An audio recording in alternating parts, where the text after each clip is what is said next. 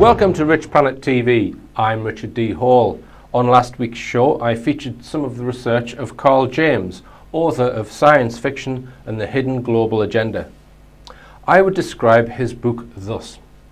It is a belief held by many that visible governments and other visible establishment ruling bodies are not the real decision makers on this planet. The real governors of the earth prefer to remain hidden from public view and operate through intermediaries, world governments being one of these intermediaries. Another intermediary one might consider being used by the power elite would be the manufacturers of huge blockbuster movies such as Hollywood film companies and producers. The genre of science fiction is one we are all familiar with. But do we really understand why certain science fiction ideas have been promoted to the masses? Today's guest would assert that the global agenda of those who really control this planet have used science fiction for a range of perception management purposes. He joined me last week to talk about Stanley Kubrick, and he joins me again today to talk about Gene Roddenberry, the creator of Star Trek. Kirk de Bridge. Welcome back, Carl James. Thank you very much. Thank you for having me. Now then, we're on dangerous territory of this becoming quite a nerdy sort of show today. But just to talk more generally about science fiction, because I read in your book that you felt that the machine that makes science fiction seems to have changed fairly recently, in that you think it's took a different direction in the way it's trying to steer people. Just tell us about that first. I think principally post 9/11, science fiction is rapidly disappearing. It's being sort of shifted more towards sort of fantasy and paranormal, and we get a lot of sort of witchcraft and that sort of supernatural powers and bloodletting ritual. I mean, certainly if you look at things that get passed as science fiction, which aren't, these things sort of vampirism and werewolves and zombies and all that. I mean, they call it science fiction, but it isn't. It isn't. And, right. And the traditional sense of science fiction sort of being set in space and exploration and extraterrestrials and planets is very much sort of gone. I mean, there are a few examples in Hollywood films. There's one or two television series like Doctor Who maybe, but...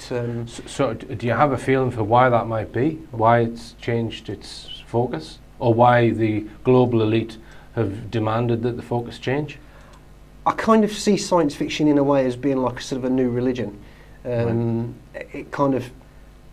As the decades have gone by and religion doesn't have its sway on people as it perhaps used to have, they've had to replace it with all kinds of sort of new age sort of symbolism and things like that. And certainly Premier League football. Well, yeah, and dancing on shite. And That's the one. You put it. Yeah. All right. I think it serves its purpose as that anyway. Yeah. And another question, which I don't necessarily expect you to answer, Carl, but I'm going to ask you anyway. The title of your book is.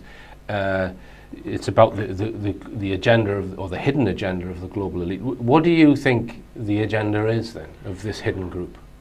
I think it's essentially... It's not an easy question. No, it's not. I mean, certainly in the book I lay it out in several factors. I think there's two overarching parts to it, and it's difficult to sort of label one particular group, or people talk about the Illuminati and all that kind of thing, but I think it's far more complex than that. I think there's lots. I think essentially they're all singing from the same song sheet, but they've got different approaches to it, and I think it's two parts.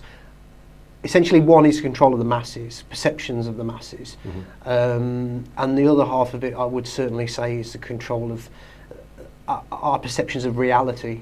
So you've got on a day-to-day basis sort of our perception of the world around us, and then the cover up of the true reality, and that would tie into things like consciousness and energy, and spinning off from that you've got things like free energy as well and things like that. So I would it's muddying that up, so we can't sort of see it for what it really is. I would concur on those two things, the cover up of certain information, and that might not necessarily mean keeping it hidden. It might mean spinning it in a ridiculous fashion. So the cover-up is more complex than just not letting people see things. But muddying things is also hiding things, but just in a different way. It's just, can't see the wood for the trees, effectively. And I think the other aspect is I use the word fracture society, to break them down so that they will follow shite. and not really think for themselves. I mean, going back to science fiction, for example, you get somebody like Aldous Huxley who talks about constant distraction. I think the world we live in is very much sort of this amalgamation of, on one side of it you've got Orwell's dictatorial 1984, and then you've got Huxley's Brave New World, where everyone's totally hepped up on Soma, you know, and they're not, they're just, everyone's just living for the next great distraction, effectively. And you can see that happening in the world today now. Yeah, absolutely. And as you say, there's lots of different methods. I mean, I in my lectures have spoken about how the family is targeted, not by the visible government, but in a whole lot of different identifying differences, and then making the different sections war with each other, therefore dumb them down so that they're chasing their tails and they're not really thinking about what's going on. No. All right, well, how does that link into Star Trek? So, let's, because Gene Roddenberry is the person who was accredited with creating Star Trek. Effectively, yeah. I mean, there were other people involved in it, but largely he's the man that they name as being it. So before we go on to him, we're going to talk about this character, Andrea Puharich. Yeah. Just Puharich, some people call him. But Just tell us about him. Yeah, so I mean, effectively in the late 1940s, I mean, he qualified as a doctor and neurologist at Northwestern University, 1947, under a US Army training scheme. And he established in 1948 this organisation called the Round Table Foundation of Electrobiology in Glen Cove in Maine. It was to study ESP and psychic phenomena and that sort of thing. So, 1952, he meets this Indian mystic chap called Dr. D.G.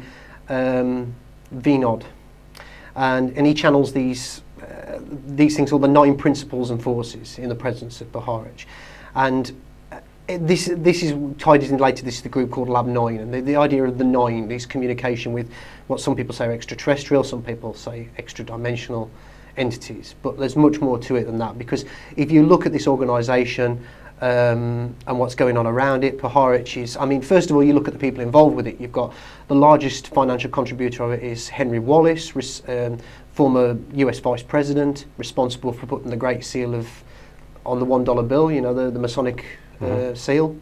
Get Barbara Brompham from the Brompham, a Canadian elite family. Alice Bovary, who's with the Astor family, daughter of the founder of the Astoria Hotel in New York. Marcella Miller DuPont, the elite DuPont and Miller families. Henry Belk, who's a multimillionaire involved with the Human Potential Fund, which some people now believe is connected to, like a conduit for the CIA. Arthur M. Young, who designed the Model 30 Bell helicopter. Ruth Forbes Payne of the Payne family. And also later on you get this chap, Sir John Whitmore as well, who's a very famous British racing driver in the 60s. That kind of ties into Gene Roddenberry shortly. So have all of those people that you've just mentioned there spoken about Lab 9 at some point? Yeah. And or have been referred to in association with it. Right. And Lab 9 was...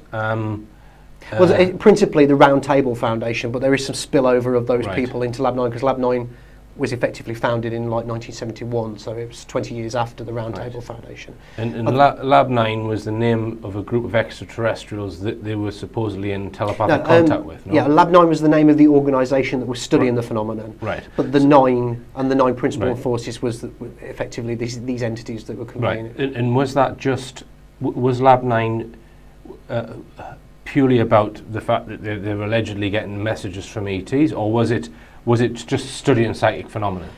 No, I mean a lot of it was about studying the 9, but equally as much it was about studying psychic phenomena, psychic abilities, that sort of thing. But also you've got the US military and the CIA heavily involved in it. I mean, you have to look at Puharich's credentials himself. He reported to the Pentagon. He wrote this paper for them called Possible Usefulness of Extrasensory Perception in Psychological Warfare in 1952. He worked for this, presented that paper on behalf of this group called the Essentia Research Group, who were studying psychic abilities for the Pentagon, NASA, the Atomic Energy Commission. He reported his findings to the Army Chief of Psychological Warfare. And there's numerous accounts, people that were associated with him coming forward and saying, He worked for the CIA, he worked for the US military, he was involved in MK Ultra. February 1953, he's recruited into the Army Chemical Centre in Edgewood. If you do any research on that, you're looking at sort of chemical and psychological warfare for the CIA conducting their MK Ultra experiments there at the same time as he's doing his work so there. Let me just put a sort of a devil's advocate type question. The mainstream view on all of that, I don't think it's denied that the CIA were looking at psychic phenomenon and out-of-body type phenomenon, remote viewing and all that kind of stuff in the 60s and 70s and maybe after that. But I would say the prevailing mainstream view is that it went nowhere. They couldn't really find anything to it, and it was interesting at the time. What's your view on where it went? Yeah, it's very difficult to sort of evidentially prove where it went, but certainly if you look at the connections between the CIA and the military and the psychic research itself was going on till well into the mid-1990s. It just kept changing name and that. And certainly the CIA shifted a lot of their research over to sort of psychotronic implants and things like that, and the involvement of groups like DARPA and that. So it shifted around, and I think the MK Ultra thing, because it's so exposed, becomes this sort of umbrella name for it. But I think all of that research, whether it be mind control or psychic research, would have gone on numerous project names. And I doubt we'll ever be able to get our hands on the documentation to show exactly what was going on, where and when, and who was involved. So Horwich used a Faraday cage in some of his research. So can you tell us why you would need a Faraday cage? I know I'm digressing a little bit here, but this is to cut out any radio waves. Essentially, yeah. So what size was this Faraday cage? There's mind control researcher called James David Manning, and he said in 1951 Horwich received a research grant of close to $100,000 from the US military to build a solid sheet metal Faraday cage to test size subjects worthy of study. And there are several accounts of people. Uri Geller was tested, the infamous alleged psychic spoon bender. Was tested at Lab 9 in the Faraday cage there. Edgar Mitchell, I'll come on to shortly, he said in some variations of the experiments the Faraday cage was used, isolates normal electronic magnetic signals. That research was done at SRI as well, Stanford Research Institute. I'll come to that in a moment as well. So, yeah. Well, yeah, we'll come on to Mitchell and Geller. All right then, Carl, just hold it there. After the break, we'll find out what Gene Roddenberry wrote in that script about this mysterious Lab 9.